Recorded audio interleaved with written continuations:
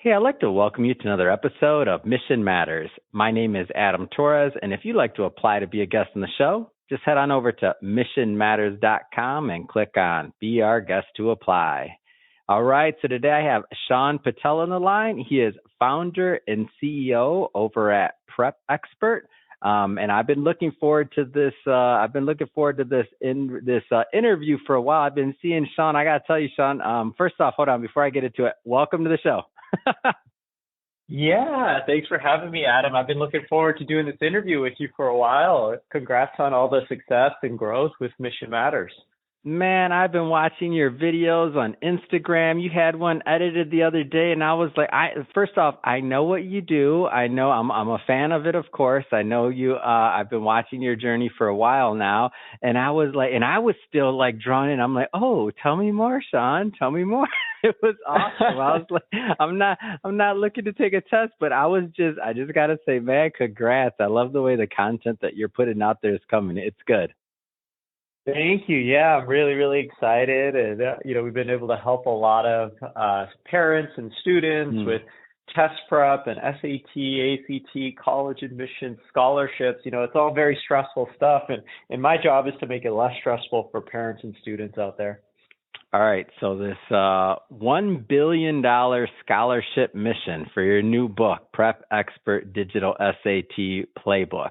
I know you're a go-getter. When I just even read that the first time, I'm like $1 billion scholarship. Man, how do you even dream that up? Oh man. So yeah, as the founder and CEO of Prep Expert, it's been an amazing ride. Over the past 10 years, we've actually helped students win over $100 million in college scholarships. Yeah, it's crazy. We just got an email the other day. A student got a full ride scholarship to UVA, which is like worth $350,000 off one scholarship, So absolutely it's pretty amazing. Yeah, it's just life changing for the students, the parents, the families we work with. And so, over the next 10 years, I want to go bigger than 100 million. I want to do $1 billion. I want to reach more parents, more families, more students, help them improve their test scores, SAT scores, ACT scores, so that they can get merit-based scholarships to all these colleges, get scholarships from companies like Coca-Cola, Toyota, McDonald's. That's really my specialty because, everyone thinks about these tests, standardized tests, SAT, ACT, as being for college admissions. While, I think it's important. I think it's even more important to actually get college paid for through scholarships, and it's something I'm really passionate about. I went on a full ride scholarship to USC myself, and I didn't have to go into any student debt. I know everyone knows, student debt. Thank you for bragging about that, by the way, Shaan. I appreciate. Thank you for that. Go ahead. Well, I mean, for everybody else that has student debt, whatever, they just hung up. Yeah, well, they should have come. Yeah, they should have come to Prep Expert when they were in high school, And so no, but I mean, it's such a big problem, right? It's almost $2 trillion in student debt. The average cost of a public university is over $100,000, private's over $200,000. So my passion is to help students reduce those costs, reduce that student debt. And so that's why I'm on $1 billion scholarship mission. I want to get my Prep Expert Digital SAT Playbook in as many people's hands as possible so that they can raise their test scores and get those merit-based scholarships. So I always find this is super interesting to me. It's like one where somebody else they see just like rote routine. Like, let's just say, for example, when I first went through and I took my first SAT or something like that many years ago, and I remember I bought a book, like I didn't see opportunity. Like I wasn't even thinking opportunity, but at some point, like you get introduced to this world and you see opportunity. Like how does that happen? Yeah, 100%. And you're 100% right in that when someone thinks of SAT, ACT, they don't see opportunity. They kind of ignore it. And that's why the first chapter of my book is called The Journey, because I really try to tell students about the journey that they're about to go on with their grades, with their test scores, with their extracurricular activities, and the opportunities that it opens up, not only with college admissions, but like we've been talking about with scholarships, the opportunity for college athletics for a lot of students. I know so many of our prep expert students in the past have just been able to get full ride athletic scholarships just because they got a qualifying SAT score or something like that. So there's just all kinds of opportunity, and it's something I talk about in the book, which is you have to know your goal, and that goes to what you said about opportunity, because if you don't know why you're studying for the SAT, it's going to feel like a drag. But if you know that it's going to open up six-figure scholarships for you, I mean, I think it's going to motivate you a little bit more to put in those extra hours. Oh my gosh. I'm sick because after that, so especially I feel that it's definitely a problem if somebody doesn't have any, like if their parents weren't from like they weren't doctors, they weren't engineers, if their parents didn't go to college and you're one of the, first people to go to college in your family, like they don't necessarily know the system. So my parents, my mom has her master's from University of Michigan, but I mean, she took the long route. I mean, probably took 20 years of, a couple classes at a time before a program. So she didn't have and she was already working in the field to get to that level. So she didn't have the typical go to college and come out, lifestyle of the workforce. So I didn't really have that knowledge. So I didn't know what that prep was supposed to look like. So, I mean, I was, and a true story, Shaan, I took the exam the last time you could take it before starting college, which I was supposed to start that summer because I was starting early to knock out some credits and some other thing. And I find out after the fact, after I'm enrolled, everything else, I'm 2 points away from a full ride. And wow. I was like, they're literally, you just couldn't schedule another one. It's literally just scheduling. And I didn't even study. And I don't even think I'm that bright. I was just good at taking tests. I didn't even know I was supposed to study. I was already admitted. They told me it was just a formality. Like, yeah, take that. You're fine. Your grades are, and I was a C plus student, Shaan. So that being said, it was just on scores alone. So I'm like, oh my gosh. So then I think about me, maybe I was just decent at taking tests, not necessarily the best student, but I didn't study, decent at taking tests.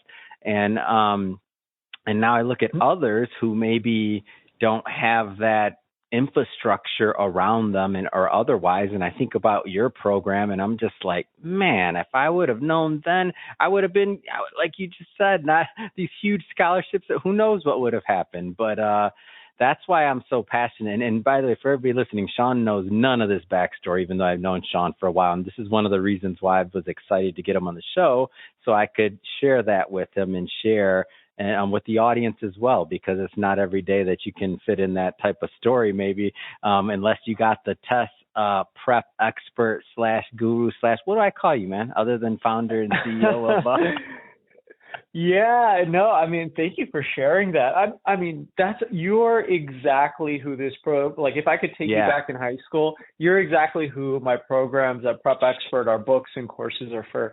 It's for students that have the ability, but they just don't see the path. Like if I had put you into a Prep Expert program, we would have gotten you those 2 points or way more than that. In your sleep, you would have gotten scholarships and, like even me, I didn't get a perfect score on the SAT right away. I started out at average and then I worked towards it. So we're trying to help students. Notice he said right away. I can't glance over that. Thank you, Shaan. Yeah. And so that's the point is, you can do well on these tests and you just need to have someone show you the path, be the role model, show you the journey, show you the opportunities that are open out there for you, because they're real dollars, real life changing. And, for a 15, 16, 17-year-old kid, it can completely change their life. So that's why I'm so passionate about helping parents and students about, improving their test scores, getting into college, winning scholarships to reduce their cost of college at Prep Expert. I wanna pivot here slightly, and we're gonna come back to the story, by the way, because we got some other things to talk about that when it comes to Shark Tank, Mark Cuban. I mean, you got a lot of other things going on, but I want to ask the same question, but for some of our entrepreneurs out there. So slightly different in terms of the vein of the question. I asked the question the first time. I took the SATs. I didn't see the opportunity. We know that piece from the student's perspective. I feel like entrepreneurs, ideas, like what's done, you know how every idea is supposedly already had, or people are already doing it, or what if somebody else doing it? Like you come into I'm not going to use the word saturated because I don't know that, but an industry that already had, test prep books, things like that. You see opportunity. How does that happen? Oh man, yeah, this is a great question. Yeah, I love it. So for the entrepreneurs out there listening, I will say that I entered one of the most competitive industries, yeah, the SAT test preparation industry. You know, you've got juggernauts like Princeton Review, Kaplan, Khan It is Academy. competitive, so I was right. Okay, it is. I was Yeah. thinking about that. Go ahead, please. Oh, super competitive. Yeah. And so, I had 100 literary agents and publishers. The first time I tried to publish a SAT prep book, I got 100 rejections by email. They said the SAT prep market was too competitive. They said that, I didn't have a platform to write such a book. And so, everything was against me. I got 100 rejections and I still went for it. And that's really the path of every entrepreneur. You have to be willing to take a chance. You have to be willing to continue to work despite everyone telling you that it's going to be difficult, despite getting rejections, etc. And, did people think you were crazy? Like at that point, before we move on, did people think you were crazy? I mean, I thought I was crazy. I was like, but and I'm not picking on your family. I just mean anybody, like your support system around you. They think you're crazy. Yeah. They're like, what is this? What are you talking about, Shaan? Because we took the SATs. Like that's just a test. What are you doing? 100%. And so everyone thinks you're crazy. Your family. I thought I was crazy. Yeah, I was like, everyone's telling me it's not going to work. Everyone's telling me that, I should give up. And there was something inside of me that said, I'm really good at this. I improved my own score from average to perfect, and I've got some great insights, some great strategies, some great techniques that I want to share with students. So what I did is when, the world tells you no, and they're not going to publish your book and all that, I just took it into my own hands and I said, okay, I'll just teach a course. Let's see how it goes. So in the very first course that I ever taught, my students had an average SAT score improvement of 376 points. And so, that was really good. That was taking a student from the 50th percentile and putting them in the 90th percentile. How did you feel that first course, or that first class? Like, what did that look like? Because I feel like that had to be a scary, you're sticking your neck out there. How was that? I almost didn't get enough students. I think we ended up getting 18, which was great. But at the beginning, I couldn't getting the first person to purchase. Oh my gosh, how did that feel? That first sale, how did it feel, man? I mean, it totally changed my whole trajectory. I was ready to call it shop because I was marketing for 3 months and I didn't get one enrollment. And I'm sure that's how a lot of entrepreneurs feel. But, you just have to keep going. You have to produce results, and the marketplace will reward you once you produce results. So once I produced those results, then I started having more parents and students call me for courses.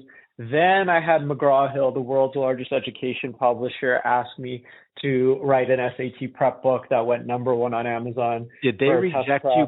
Did they reject you previously? Oh yeah. Okay. No, I like to bring that up because just for the entrepreneurs out there, and McGraw-Hill, amazing company. I'm not, no disrespect to them, but I just mean you have to prove yourself. It's a process. So you hear all the stories about people that want funding or this or that, and they have to, how many people they had to go through to, raise capital. And it's once you're winning, people will come along. So you are winning now, and now McGraw-Hill had the opportunity to see you in a different light. It's amazing. Yeah, 100%. And so, I think that's really, really important that you produce results. And in the beginning, especially for the entrepreneurs that are just starting out, I mean, you have to be willing to just work for free if you need to. I would have just done free courses. I didn't have to at that time, but, just do what you need to do to reward the marketplace. And then you can slowly start charging and doing the things that you want to do. But until you produce results, no one's going to believe you. It doesn't matter what your pitch is, what your email, produce some results. That's what I would say is #1.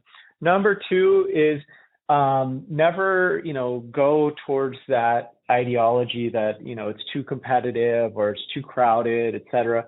Because the most unique thing about any one person is you.